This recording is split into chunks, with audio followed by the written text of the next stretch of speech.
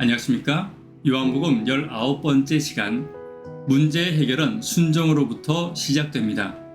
문제의 해결은 순종으로부터 시작됩니다. 라는 제목으로 하나님 말씀 증거하도록 하겠습니다.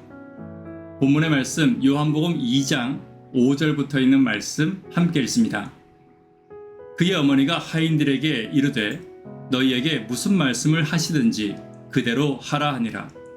거기에 유대인의 정결 예식을 따라 두세 통들은 돌 항아리 6이 놓였는지라. 예수께서 그들에게 이르시되 항아리에 물을 채우라 하신즉 아기까지 채우니 이제는 떠서 연회장에게 갖다 주라 하시매 갖다 주었더니. 인간적인 측면에서 본다면 마리아는 여러 사람이 모인 자리에서 자신의 요청이 거부당한 것에 대한 심한 불쾌감을 느꼈을 수도 있습니다. 그러나 마리아는 현명하게도 예수의 어머니로서의 자신의 권위를 내세우지 않았습니다. 그리고 마리아는 예수님에게 이 문제를 맡겼습니다. 그러므로 예수님을 통해 이 문제가 어떻게 해결될 것인가가 오직 마리아의 관심이 된 것입니다. 그리고 마리아는 잔치에 시중 드는 자들을 불러서 무조건 예수님이 시키시는 대로 행하기를 지시했습니다.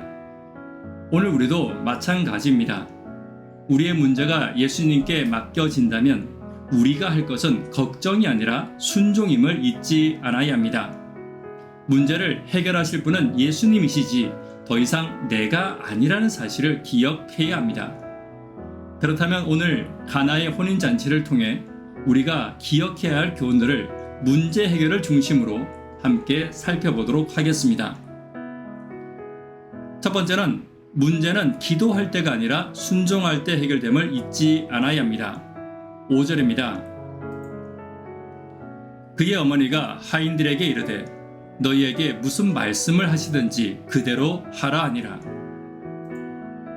마리아는 본문에서 잔치에 시중 드는 자들을 불러서 예수님께서 무엇이라 말씀하시든지 그대로 하라고 강조합니다.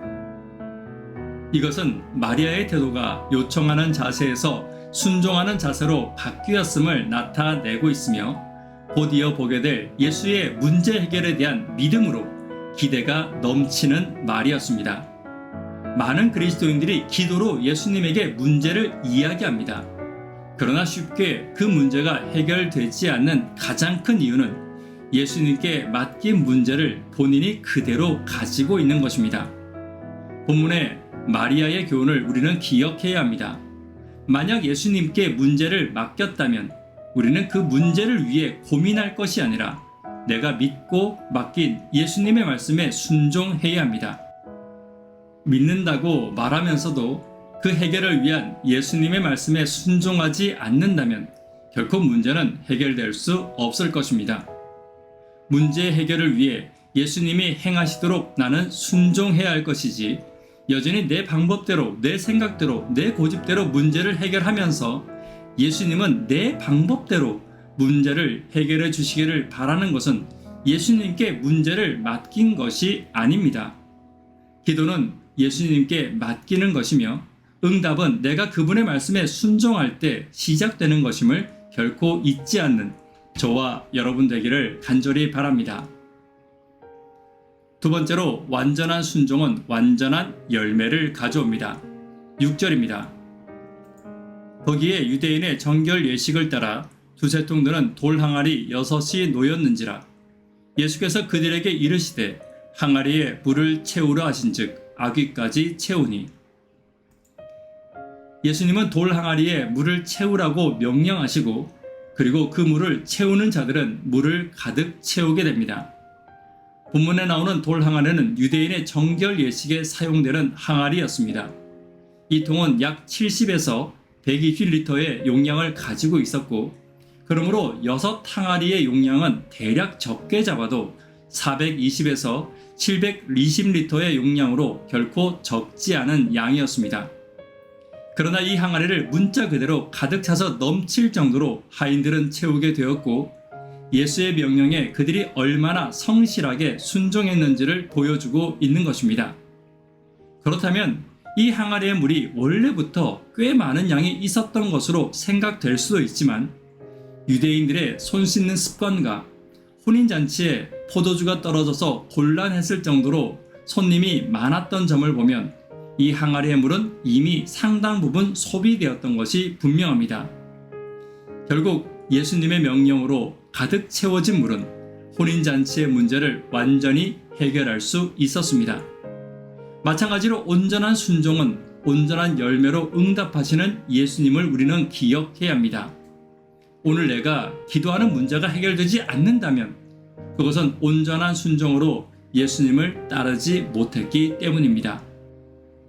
오늘 우리의 신앙도 우리의 순종의 분량이 곧 믿음의 분량이며 우리의 믿음의 분량대로 응답하시는 예수님을 기억하는 저와 여러분 되기를 간절히 바랍니다.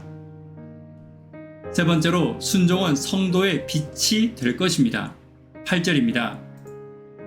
이제는 떠서 연회장에게 갖다 주라 하심에 갖다 주었더니. 본문에 나오는 연회장은 세 개의 탁자를 상징하는 말로서 이 세 탁자의 세 모통 위에는 잔치에 시중드는 자들이 있었습니다. 따라서 여기서 연회장은 잔치의 전체를 주관하고 사회를 보는 자나 혹은 이 시중드는 자들의 총 책임자를 말하고 있습니다. 특히 연회장은 식탁 가운데 앉아서 잔치를 진행하고 축하객들에게 봉사하며 주된 임무 중 하나는 잔치에 제공되는 음식을 먼저 맛본 후에 하객들에게 나누어주는 일들이었습니다. 따라서 음식을 나르는 사람들은 먼저 연회장에게 그 음식을 갖다 주어야 했습니다. 그러므로 본문의 예수님께서는 그 당시 관례대로 연회장에게 포도주를 먼저 맛보게 하신 것입니다.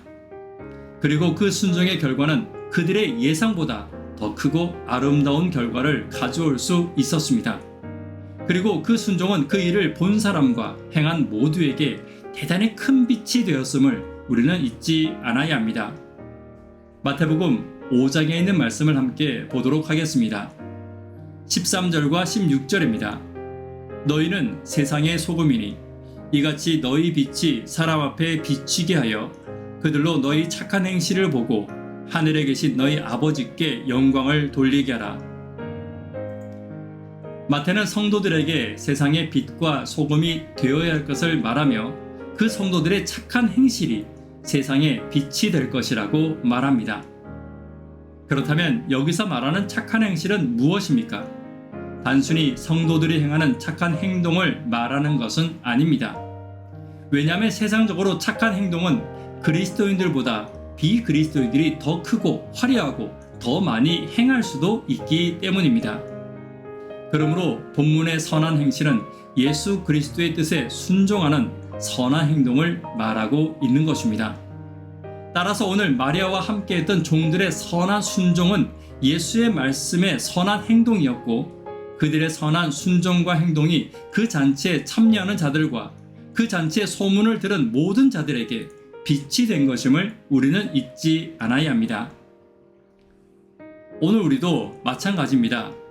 우리의 순종이 예수님께서 원하시는 착한 행동임을 잊지 않고 선한 순종으로부터 세상의 빛으로서의 성도의 삶이 시작됨을 잊지 않는 저와 여러분 되기를 간절히 바랍니다.